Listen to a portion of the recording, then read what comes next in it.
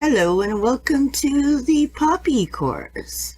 I'm so excited that you've decided to jump on this course. We have so many different variations of poppies to share with you in this course that we will have you getting to this point where you'll be able to dance with your brush and make really fluffy, ruffly petals. And it doesn't have to always be our traditional Remembrance Day red poppy. Okay, so we do like to also add that into this course as well for the reason that it is probably the hardest color to shade is with red. So I have a few tricks up my sleeve I'm going to share through the process.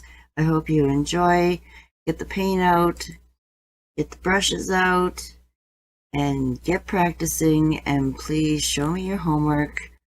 Let me know how you're doing through the process of your practice. If you're having any problems at all, just let me know, and hopefully I can tell by your pictures. And if you have a hard time still and you still need some more help, please book some Zoom time with me. I'd be happy to meet with you and review any of the problems that you might be having throughout any of my courses. Okay, so this is set up to be a advanced course. So if you're having any problems and you need more practice, please jump on the Intro to One Stroke Complete program, where we go through all of these shell strokes and different ways to make centers, and it'll really help you get ready for this stage of creating some poppies and really bumping them up and making them look special. So I'm going to be creating the practice sheets right here for you, right in front of you, and then you will have them and you'll be able to print them out and put them in some plastic sleeves and practice right on top of them until you feel comfortable to get some cardstock out and create your own little poppies.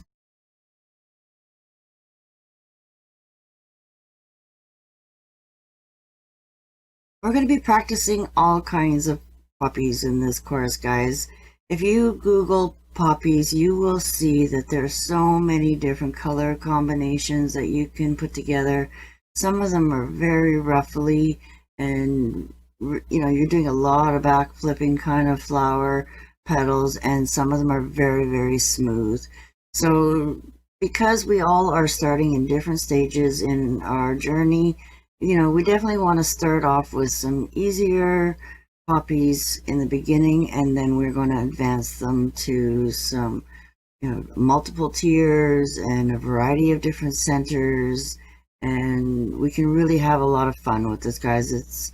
You just got to really open up your imagination and pick your favorite colors, guys, okay? Because you'll see when you Google that there's some of them that can be purpley, some of them are bright orange, some of them are pink, some of them are whites, like there's just so many different colors of poppies out there. And when we're creating a nice garden, it is very nice to be able to add some different colors of poppies into your arrangements. And so hopefully that you will see through these examples that there's so many different colors. Like this seed pod here is more like burgundy over here, right on the right hand side, our opium poppy. And then we have some right underneath it. It has a lot of white stamens. Some of them are a little bit more peachy, like you see in this purple flower in the middle. Some of them are a little bit more burgundy pink, so we're going to play around with a lot of different varieties and styles, and then you are also going to be able to change that up and make them look a little bit more unique and create your own. Like, there's not probably a poppy that you could create that really isn't already out there in nature. There's just millions and millions. Okay, so you can see that they are also in different views. So you'll have a side view or a front view, face view, so depending on how you want your poppy to look in your arrangements, this one here is almost like a rose. It's just so layered up and all closed up, just starting to open, right? And of course we're going to try and show you a bunch of different versions of their life too, some coming right out of the seed pod fresh, and then of course some are dying and they're starting to lose some petals, and it's we could really have a lot of fun with this. I can go on and on Googling. But we're gonna get the paint out and start you in your poppy journey. And I can't wait to see all of your practice homework. And hopefully you will share it in our groups too. And if you want to share it in our VIP support group right on my site, it's a little more private and I'll give you more critiques in that group.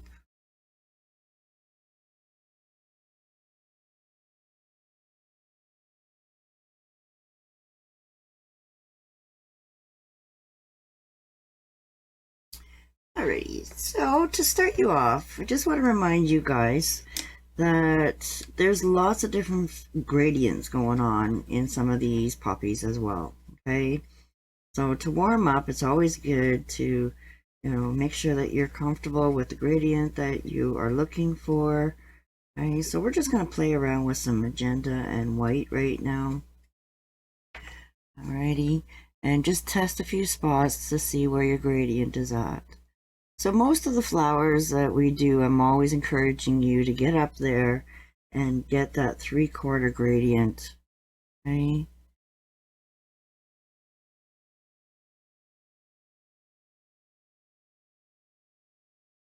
Okay, so I'm just trying to give this really good coverage. Sometimes in the cardstock, we have to really help it along. And if you put too much floating medium in your paint, then it'll be definitely more translucent. I'm just trying to pull out that little bit of a glob. Okay.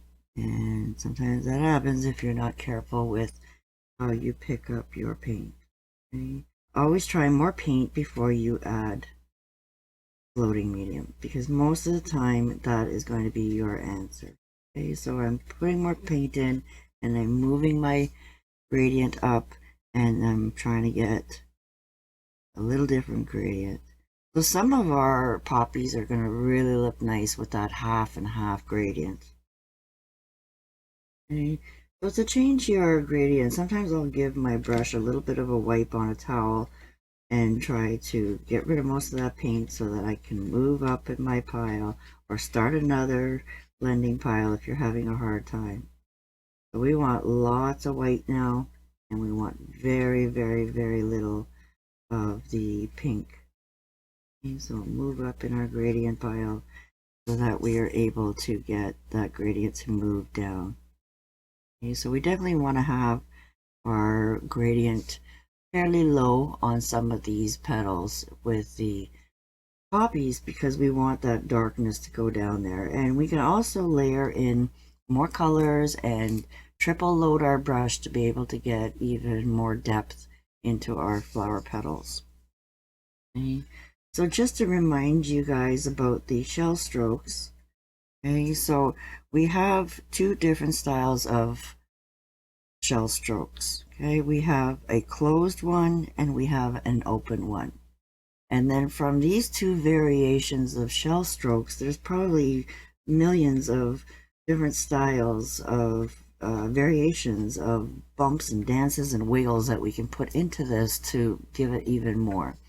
Right, so I did say that in the course that there is practically like 5 different variations, but basically they do stem from our two main ones. Okay, so our traditional shell stroke, okay, we want to start a little bit smaller and then gradually come a little bit bigger, a little bit bigger, a little bit bigger, and then small again on the bottom. Okay, so that's what really gives it that shell look, right? And then we have our U strokes. Okay, so in our first course that we did, the 10 basic strokes, we learned our U, inverted U. Okay, so we have our U and we have our inverted U.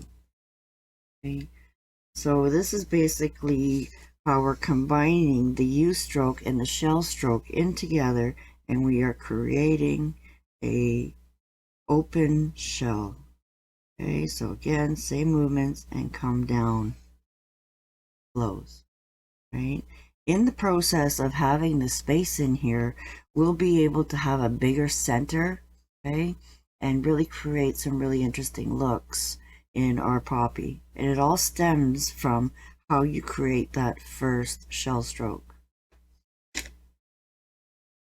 I also recommend that you practice all of your shell strokes in different directions.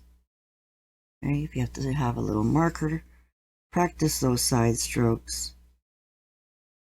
Okay,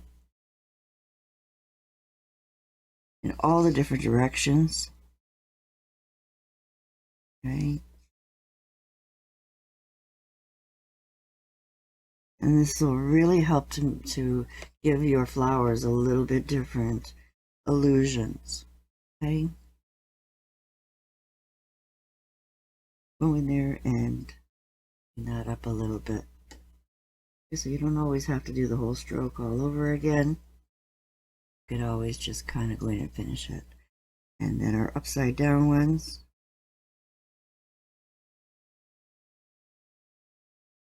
Okay.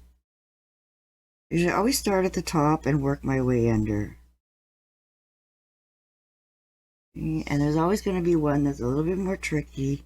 Okay, so you want to come down a little bit lower, up, up, and then move down. Okay. And if you have one totally upside down, running out of paint, don't forget to flip your brush the right way when you're going back into your plate.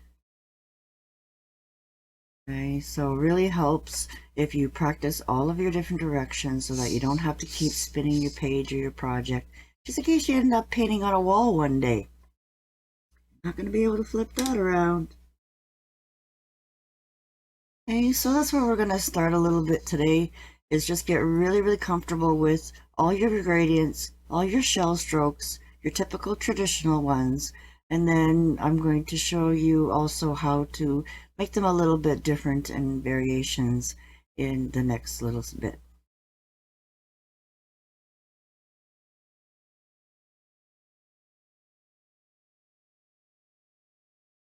This is where I want to show you guys, is really going to make a difference on your styles of wiggles. Okay, so we have our traditional wiggle. Okay, get back in the right pile. Okay, so again, a lot of people just go straight across. So what makes it a little bit more unique is being able to come down and slowly get that shell effect. Okay, then we can practice our different wiggles. Sometimes we will do a really fast dance, okay, and then pull down. It'll still give you a bit of a smoother stroke by just going really, really fast, but it just adds to help blend. And, sometimes you will see those tiny little streaks in there depending on how much paint you have in there. Okay, I'm running out of magenta. And I like to add just a little bit at a time because it keeps your paint fresh, okay? And you'll notice you won't need it medium as much. If you're out painting for a couple hours, you put too much paint on there, it is going to get dry and thick on you faster. And this is how I get my nice solid coverage, guys, too. You don't want those wishy-washy strokes with too much medium in them. Okay, so in the first course again, I teach you guys how to go down, down, up, down, down, up, down, down, up. Okay, so this really helps to loosen you up. Okay, so the same thing is you're going to add that into your movement. Okay, and then maybe not this wide, but then you're going to come down. Okay, so this helps to give your shell a little bit more different looks, going down and up and down and up and then down. Alrighty, so it gives you a little bit more of a dance. Alrighty, I'll show you guys that one again and a little bit smaller one. And it just gives you a little bit more of a ripple effect. Okay. And then come down. Come up a little bit higher, over it again. Okay, so don't be afraid to keep adding to it, or just do little small sections. Okay, and then I have what I call the bump. Okay, so you're really just pushing on that brush, spreading out the top part more than the bottom part. Okay, again, you're going to start a little bit lower.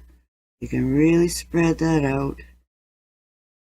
And you can see that I only did it in 3 bumps. Right? So those are your main 5 shells that I was talking about, your 5 movements, okay? Your dances that I call them. Between your tango and your waltz and your bump and your twist and all the fun different things you can do with a shell stroke, okay? So these are all open, right? So you can do those same 5 movements again with a closed shell stroke, right? So this is what helps to give your poppies a little bit more uniqueness, okay? And depending on the type and style that you're going to do, all right? And then when you really, really feel comfortable, this is where we do the back flip, okay? And this is where we're going up, and then we're flipping our brush around and giving it a little bit more really ruffly look. Okay, so sometimes we run out of paint, we need to carry on, back flip that brush, come down, and close. Right, so I just added a 6th one when you really start doing some back flips into your pedal. Okay, so this is definitely not the easiest one to do.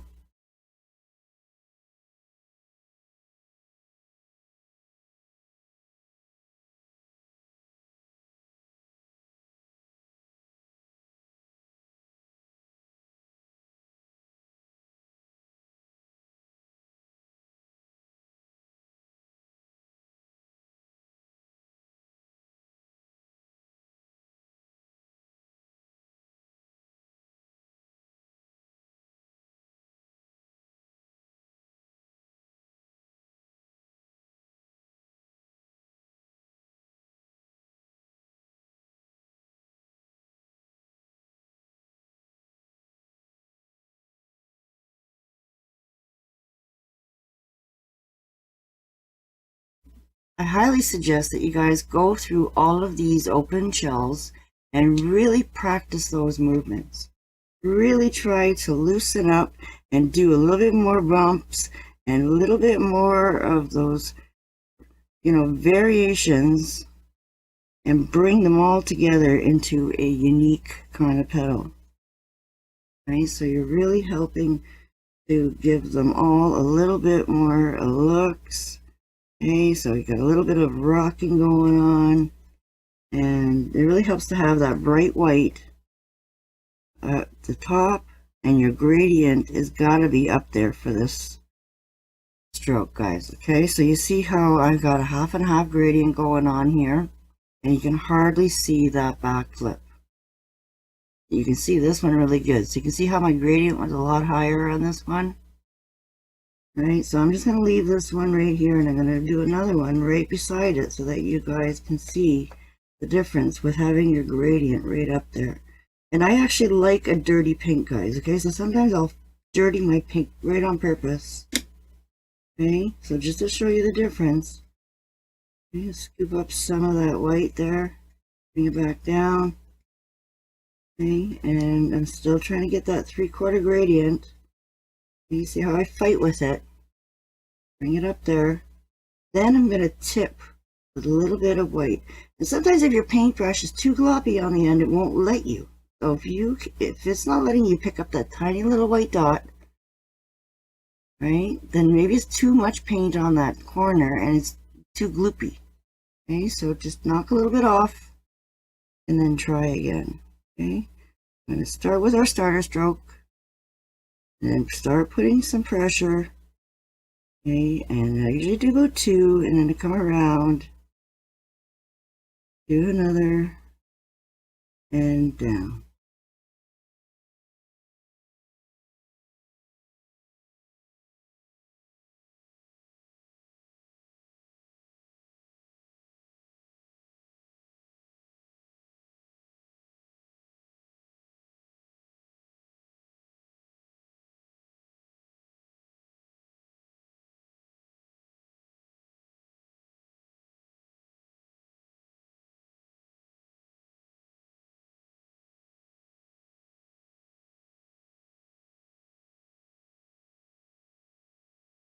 Okay, so you can see how the difference is, even though I only did one here.